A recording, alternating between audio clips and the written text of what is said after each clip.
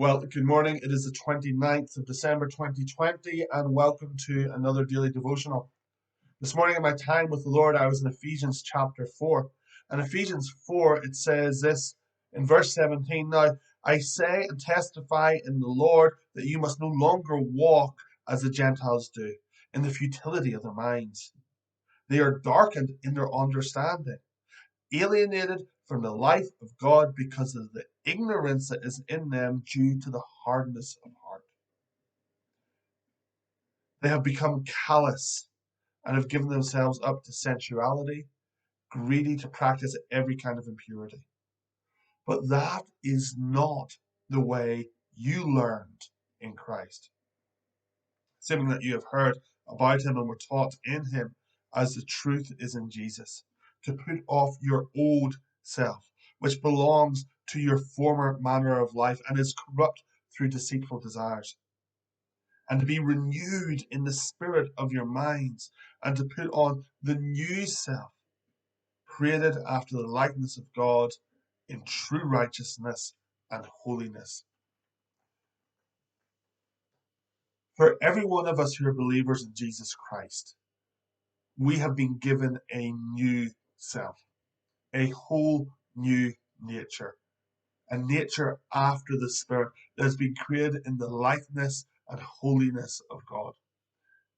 But we have an old self, which is the way that we used to live, the way that we used to think. That old self is our carnal nature, it's our fleshly nature. It's the things that, whenever we fall into sin, it's the old man who does that. And so we have this conflict going on between us, between the old man and the new man. And Paul's saying, listen, don't live the way the Gentiles do in the futility of their thinking. Don't live with ignorance regarding the things of God because of hardness of heart.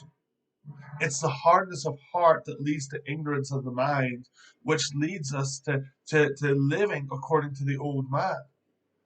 But rather, we're to take off the old man and put on the new man. We need to crucify the old man and live according to the new man. You see, the old man wants to do all the things, the lustful desires, the deceitfulness of the flesh, all this kind of stuff. That's the old man. But the new man is being renewed daily. The old man is dead. It's been crucified with Christ, and we need to reckon it dead. That's not who we are anymore. In the Christian life, there isn't supposed to be this mixture between the old man and the new man. We've got to consider the old man dead, completely dead, and the new man alive. And so rather than living according to the flesh and according to the old man, we need to live according to the Spirit and according to the new man. Now, Paul goes into great detail about, what are the things of the flesh? Well, sexual morality, adultery, idolatry, witchcraft, rage, anger, malice, slander, drunkenness, all this kind of stuff. And he lists all these things as things according to the flesh. But what's the fruit of the Spirit? Well, love and joy and peace and patience and righteousness and all that kind of stuff. And so we need to live according to one and not according to the other. How do we do that? We change the way we think. We reckon ourselves dead to the old man. So where we were angry or stubborn beforehand, we become filled with peace. Where we were aggressive or resentful, when we walk in forgiveness. Where we had hatred, now we're supposed to have love. So I want to encourage you today, by the grace of God, because this only comes by the grace of God, take off the old man and put on the new man.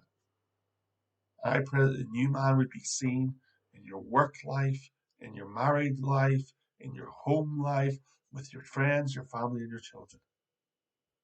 Because that's how we let our light shine. Have a great day, guys.